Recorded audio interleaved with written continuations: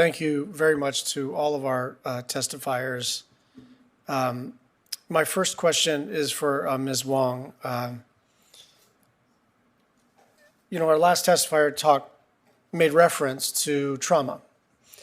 And it seems to me that we have to act with absolute determination, understanding that moments come and go, and that although we all seem to be in agreement that we need to move forward, that could vanish quickly. You just never know. And the federal government moves slowly, and so we want to make sure that they feel the impetus and feel the motivation and have the resources to go.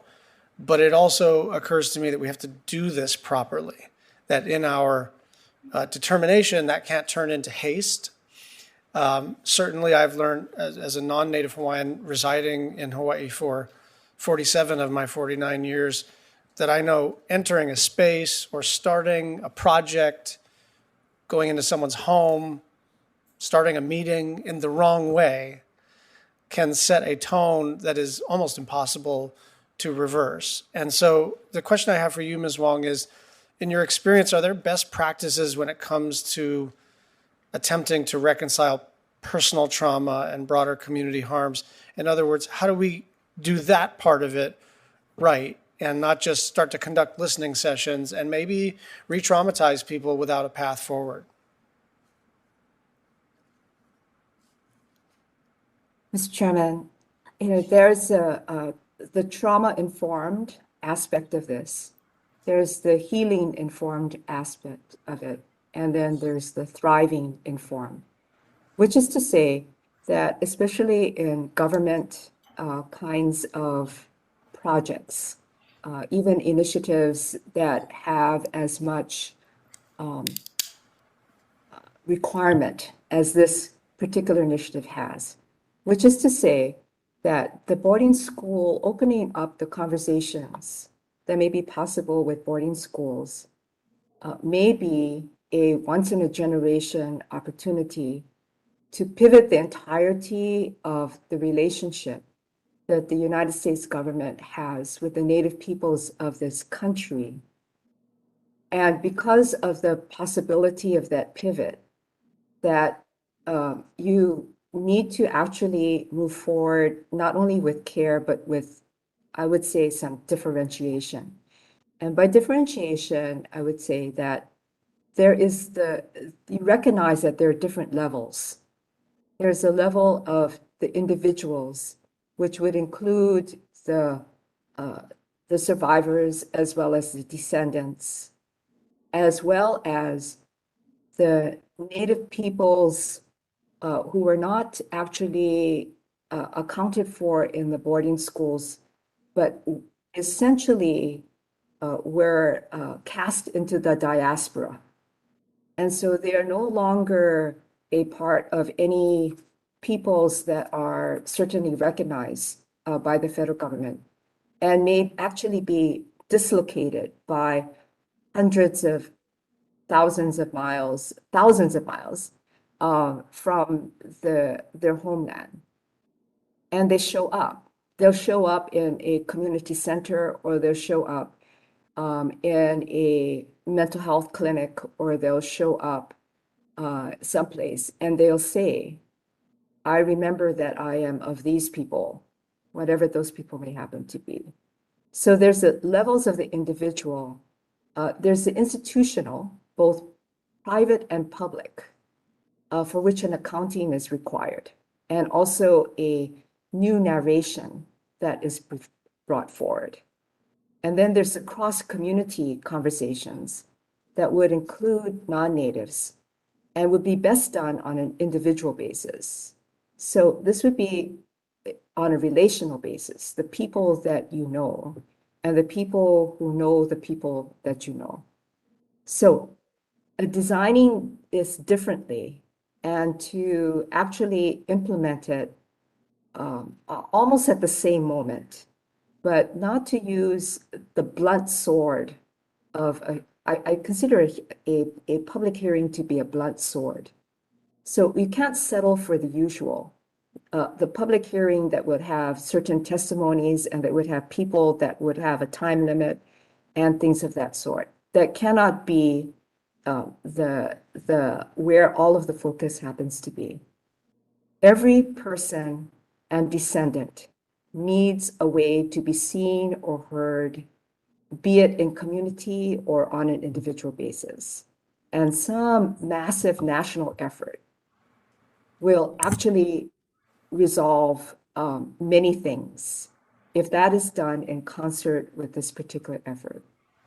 I would also say that support teams who are going to be used for this are going to experience their own trauma, and they will need ways to deal with that and to deal with it in ways that are appropriate to their culture. There is a narrative that is embedded within this country that has reverberated to this day. And so unless that narrative is rewritten, a new story is written, then these efforts will remain just within the government sphere of things. So I would say that it is useful for the United States government to change its ways. But if your neighbor who is non-native is not included in the new narrative and doesn't have a way forward, then I don't think much will change on the ground for the peoples of this place. Thank you very much. I'm going to ask one last question, and I think it's yes or no. Ms. Whitehawk, do you think that this commission should have subpoena authority? Thank you. I don't think she was mic'd up, so for the record, that was a yes. Yes, I do, absolutely. Perfect. Senator Murkowski. Thank you, Mr. Chairman. Ms. Medicine Crow, I want to ask a question about how we are defining, or the criteria used to define federal Indian boarding schools. And Chief Francis, you kind of alluded to this, I think, at the end of your statement.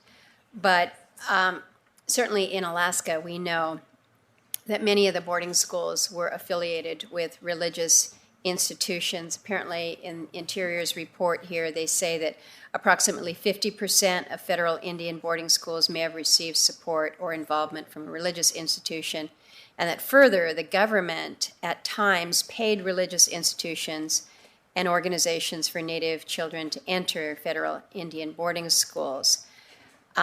So we've identified 21 schools in Alaska that we're calling federal Indian boarding schools. But really, as we look at how big the state is and the role of religious institutions in these boarding schools, I kind of feel like that number might be low. So would you care to comment on whether you think the Interior Department's criteria is adequately capturing the federally supported schools that we see in Alaska and elsewhere?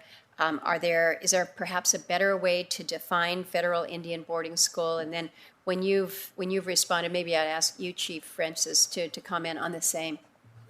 Go ahead, Liz. Ganesh Chish for the question. Yes, I think that what I even read within the Department of Interior's report acknowledges that their criteria was really limited. And as a result, we don't quite know how many actual boarding schools were in Alaska.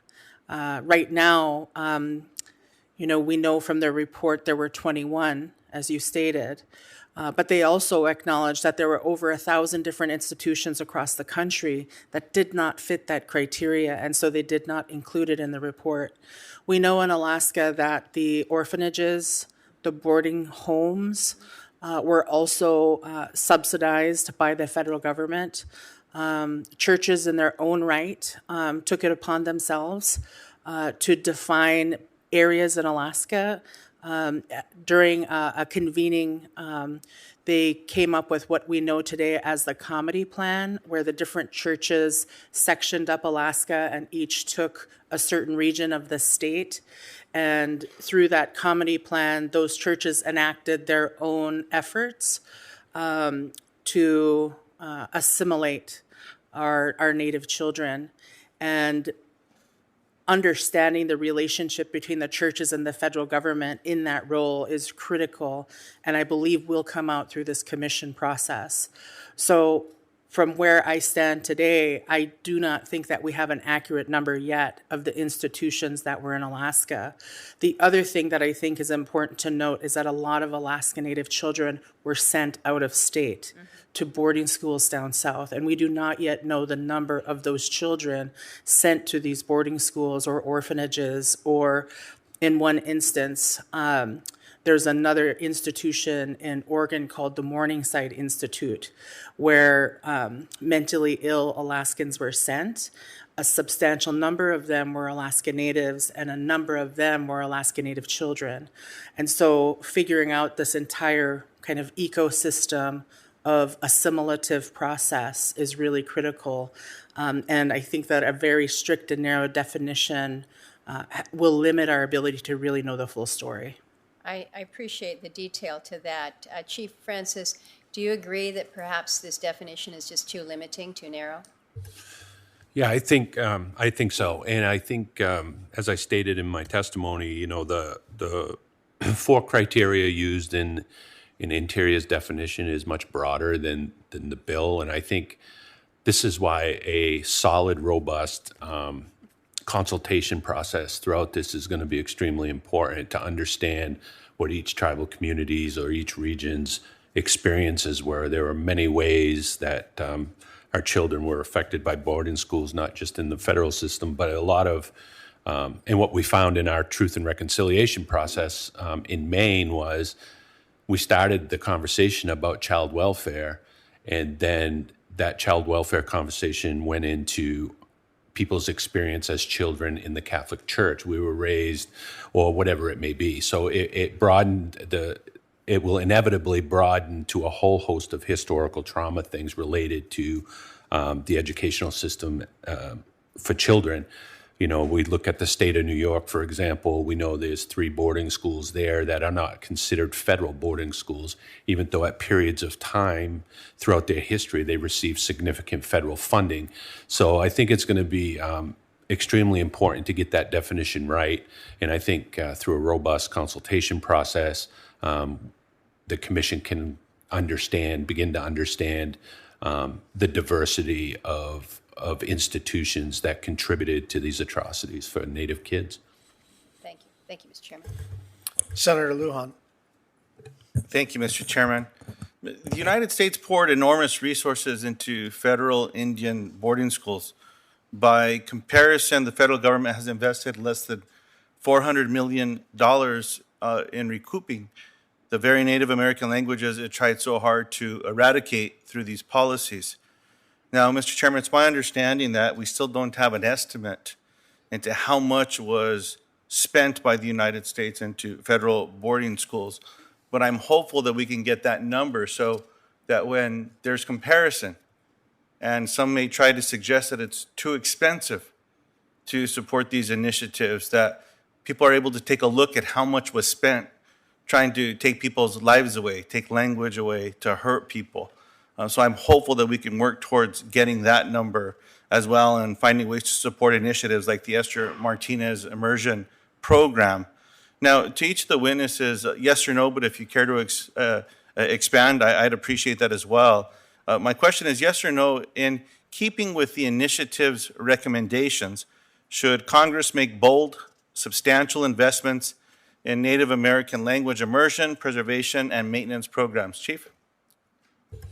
Absolutely, Senator. Thank you for that. And the, you know, I don't know if we'll ever be able to quantify the cultural damages from that era, but certainly every year it should be the follow-up. When we talk in the testimony about the follow-up being important to a commission report, it's critically important that we're having a budgetary conversation every year about addressing the cultural damages to tribes, language preservation, historic preservation.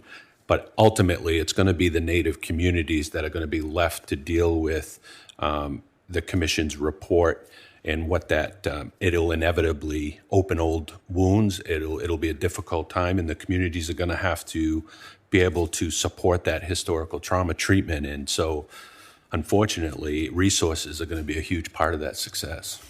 President Whiteock.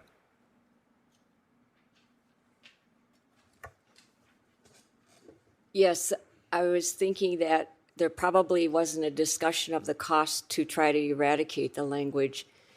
It would probably make sense that, and for sure would make sense, that Congress would invest in what it took to restore what was taken. We often hear in our communities, people say, we lost our language, and I say, no, we didn't lose. It was taken. This was not something we did to ourselves. It was taken by. So it would make sense, and I would support that. And as Chief Francis said, that it will open up wounds, but in order for us to heal, we need to air out those wounds and replace them with the medicines that we have within our ceremonies and with our songs, along with our mental health professionals that can help us as well. But most importantly, what was taken from us, which is our songs, our life ways, that it will bring the healing when our wounds are open from that. There was an elder that was one of my teachers, my most influential teachers in my life, and he said, we are a people that are well acquainted with grief. And I've watched and seen that as we've gone into communities and listened to experiences and watched healing take place. I heard Chairman Schatz mention possibly of triggering our relatives, but I don't even like to use that word trigger because a trigger's on a gun. Why are we using violent possible language that leads to violence? That it does remind us, but there is something that happens when the truth is spoken. It changes minds and changes hearts and gives strength to the individual who is being heard, possibly for the first time, in a way that will validate their experience. It's an incredible process to watch. I've been privileged to, over the last 20 years, witness healing circles, truth circles, and it is definitely the way we need to be. And as a commissioner in Maine, Chief Francis was right. Everything led back to boarding school, everything, because that's where the first disruption took place of our families, of our communities, of everything. So in restoring that begins that healing process. Most of all, it validates, I can't say it enough.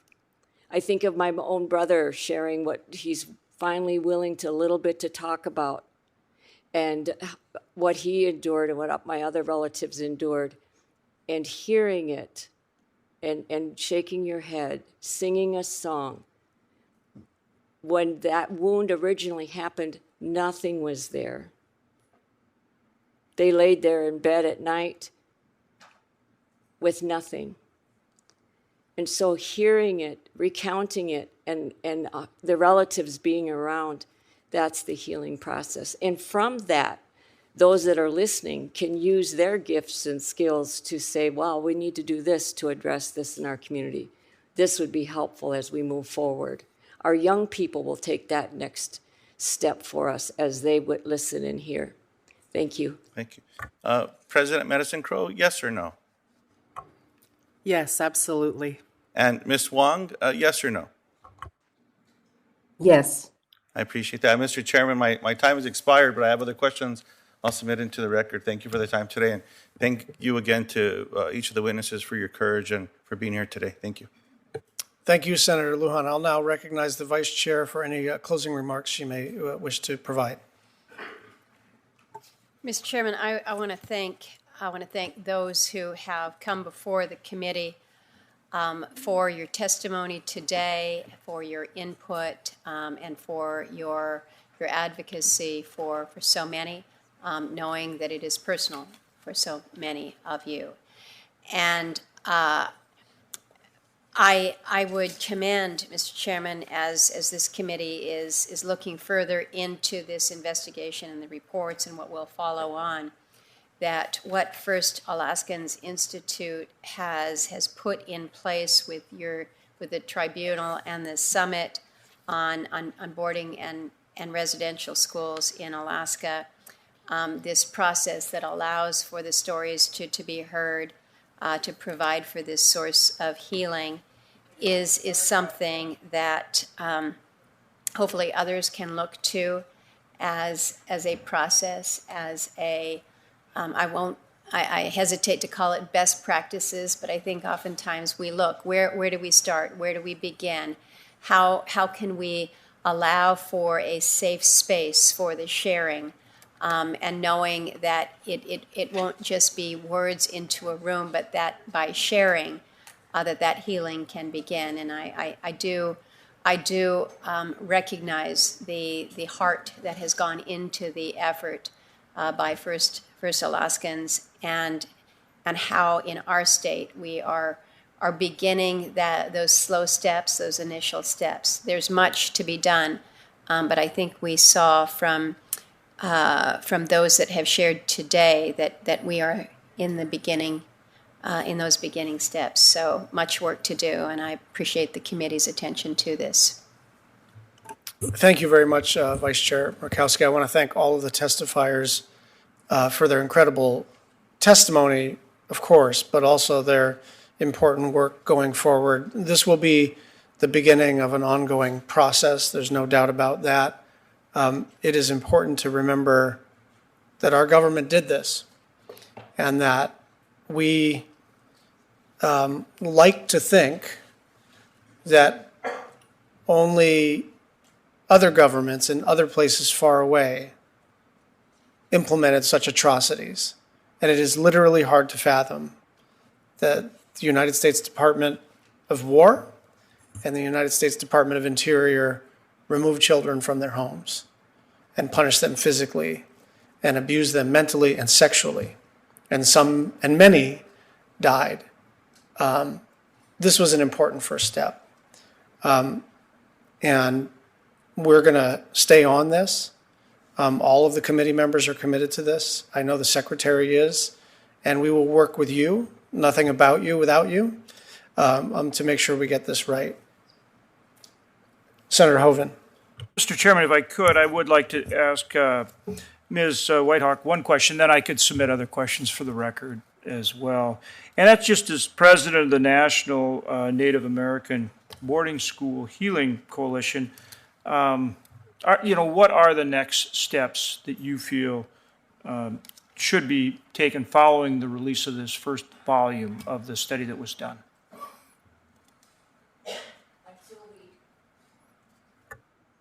Until we hear our communities speak their experiences, that will define our next steps that we will take. Okay, very good. Thank you. And again, Mr. Chairman, appreciate the witnesses being here, and we'll submit some questions for the record as well. Thank you. Thank you, Senator Hoeven. If there are no more questions for our witnesses, members may also submit follow-up written questions for the record. The hearing record will remain open for 1 month. I want to thank all of the witnesses for their time and their testimony, and Mr. Fisher will now close this hearing.